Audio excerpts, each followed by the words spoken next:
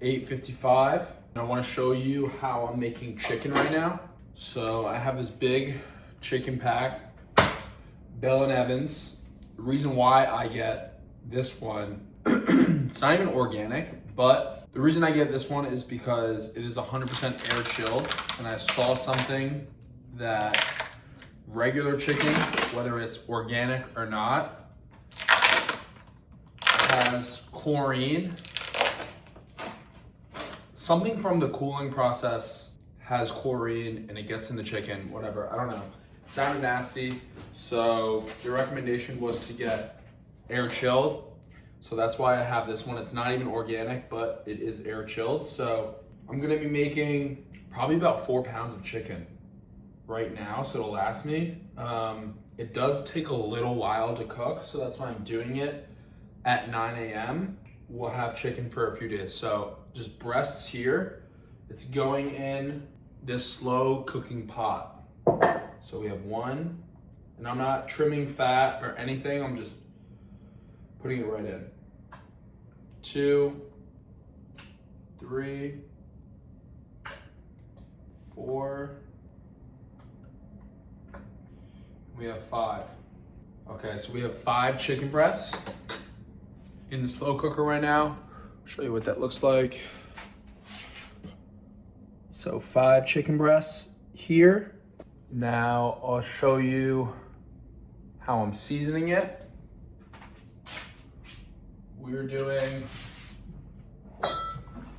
Frank's Red Hot, the wings one.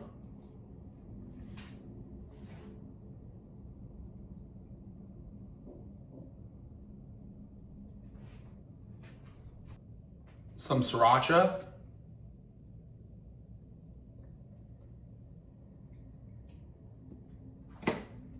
This dry ranch seasoning.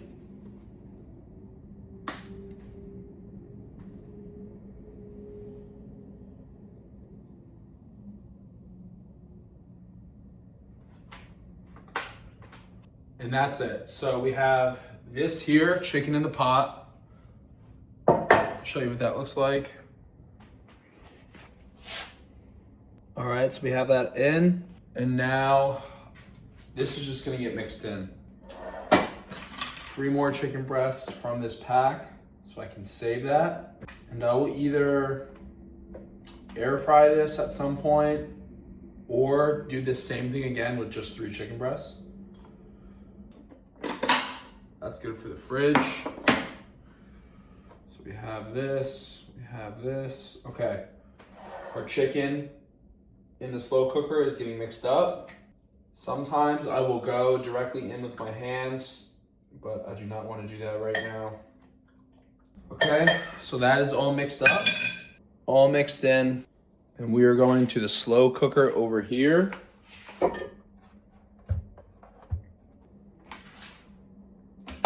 So that's going on. Move the toaster out the way. This is gonna go on high heat for 3.5 to 4 hours. So if I know I'm gonna get to it right away, I usually do 4 hours. If I'm not gonna get to it right away, I'll do 3.5 because it has a stay warm feature on it. So if it cooks for 3.5 and then I don't get to it right away and it sits here for like another 1.5 or 2 hours, that like stay warm feature, it doesn't like actually cook it, but it will like start to dry it up a little bit.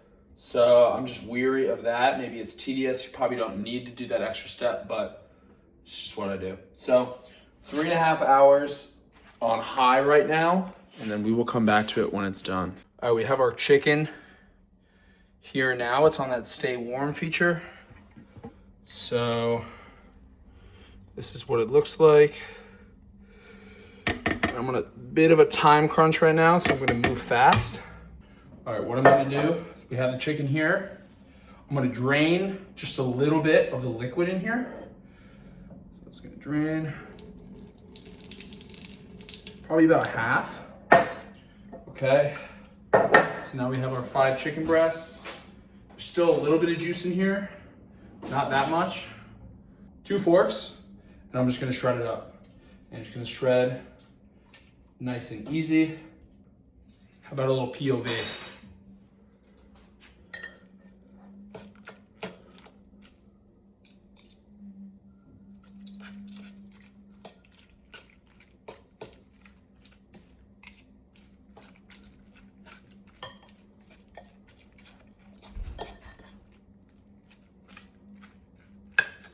As you can see, the chicken is very sensitive to the fork, so I have no method to my madness here. I'm literally just like shearing this thing through, and it is like a perfect shred because the chicken is nice and soft. So this is gonna pair well with quite literally anything, but it is going with rice right now, and I'm on a bit of a shot clock, so I need to move a little fast. All right, so post-workout, we have 2 cups of white rice. We're gonna do 7 ounces of this chicken that I obviously just cooked. Okay, and there we have 7 ounces. This is getting salt, obviously. And then the GOAT hot sauce. The GOAT. Tastes so good. Just obviously be sparing because it does have fat in it. So you don't want to go over by too much, but this is the GOAT hot sauce that's going on top. Finished product. So 2 ounces, 2 ounces, 2 cups, which is 2 cups, which is 230, which is 320, geez Louise, grams of white rice, and then 7 ounces of that cooked chicken. And then we have some hot sauce on top. So it's not my typical post-workout meal, but if you are a fan of the gym, this one is no stranger. All right, back in the kitchen. I just discovered this Greek yogurt hack. I don't know how I didn't know this before, but pay close attention. So I'm starting with my bowl. So I'm gonna go 300 grams of this non-fat plain Greek yogurt from Costco. I think this one is especially good for what I'm about to do because it's already thick. So some of these other ones, like Chobani, for example, it's a little more liquidy. The consistency is just a little different. This one already has a thick consistency, so it's perfect. So I'm going 300 grams right there. All right, trick number 1. No brand affiliation, but I'm gonna put electrolytes in. It doesn't matter which one you use, just use a flavor that you like because it's gonna make the yogurt taste like that flavor. So I don't like the tart flavor of natural Greek yogurt. So I use this to flavor it. It's 5 calories, I don't even track it. And now this is gonna taste like watermelon, and everyone raves about how good electrolytes are now. So get your electrolytes in, what better way?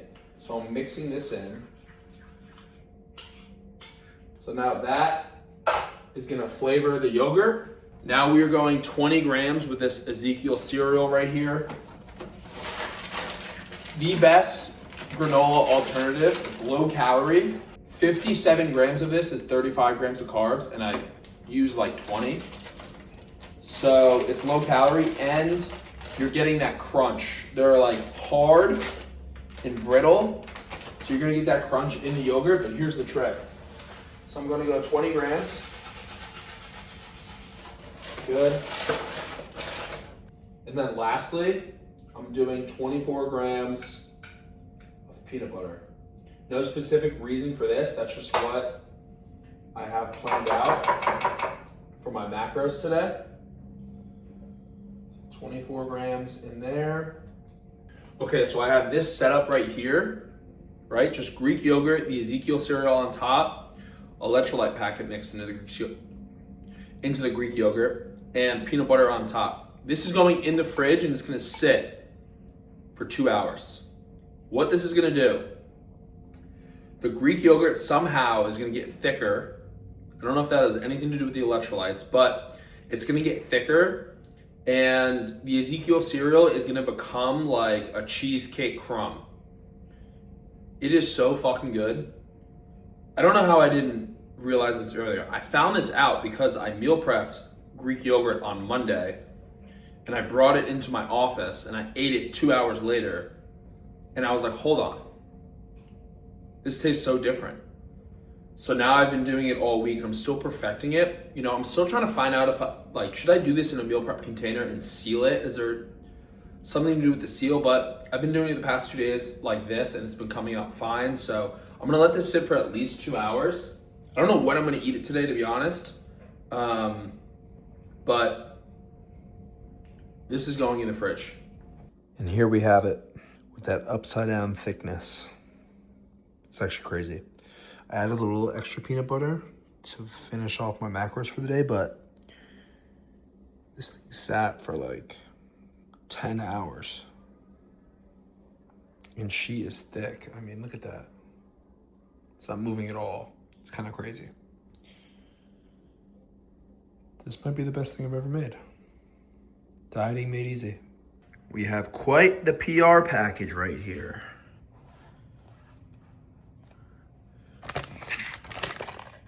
Cream of rice from Elevate. 3 flavors there, and then Ghost Protein, Cinnabon, and Oreo. That's a joke, by the way. It's not PR. No one's sending me shit. I paid for this with my own money. But Ninja Creamies just got a lot different. And yes, I bought $80 worth of cream of rice. It made the most sense at the time. We're not talking about that right now. What we are talking about is that when calories start to get lower, shit like this goes a long way. And it has good flavor. I've actually never tried any of these flavors, so excited for that. I've tried like 4 of their other ones and they're pretty good, but we will see. Of course, I opened that one and that one to smell the bag, and it smelled good. 6 weeks in, and we are down just about 15 pounds, 14.8. Weight fluctuation has been kind of crazy. 6 days ago, I was 228.4, and today I'm 223.2. So you can see, like, it's crazy how when you're under stress, your body holds on to water, hold on to inflammation a little bit. I didn't even train yesterday. I took a rest day from the gym, and I woke up today 223.2. So I don't know, it's crazy. But hopefully that's in the past now, and going forward, you know, I'm not dealing with that much weight fluctuation. So first 6 weeks, still eating 3,000 calories. I'm actually eating cream of rice right now. It's 11:30. I'm gonna train 2 people at 12 and then probably work out myself at 1. Been lifting like 4 times a week. Jiu-jitsu, I did it 4 times last week. I hit the sauna 2 times, and then some days my steps are up to 15K, but it's 12K minimum. I'm still not doing any like treadmill cardio or Stairmaster cardio, again, because the main thing right now is jiu-jitsu. So the days I'm lifting is slowly coming down. I'm just about 4.5 weeks out from the competition that I want to do. So it's still important that jiu-jitsu is the priority. So I'd rather train more jiu-jitsu than bodybuild in the gym right now, at least. It's what I need to do for the skill. But 6 weeks in, I still feel like I'm eating a good amount of food. I'm definitely seeing changes in my body. It's all good things. I'd say it's going very well so far, and hopefully we stay on the same pace. I'm actually feeling pretty strong in the gym too. I hit 315 on close grip bench 2 days ago, which I don't think I've ever done, 315. And I did it pretty smooth. So I'll put a little video right here, but I feel pretty good in the gym. I think these next 4 weeks, I really need to focus on power and explosiveness, plyometrics. That'll help me with my jiu-jitsu competition, just being a twitchy athlete, being explosive. So that'll be the focus here. I'm not entirely sure what I'm gonna do lifting wise. I'm thinking about doing upper, lower, full, and then just like kind of like an arm day, which I honestly like hate that split from a bodybuilding perspective, but that's like, it's productive from an athletic standpoint. So it's really like 3 days a week and then an arm day, but 4 days a week, whatever you want to call it. But that is week 6, and we are on to week 7.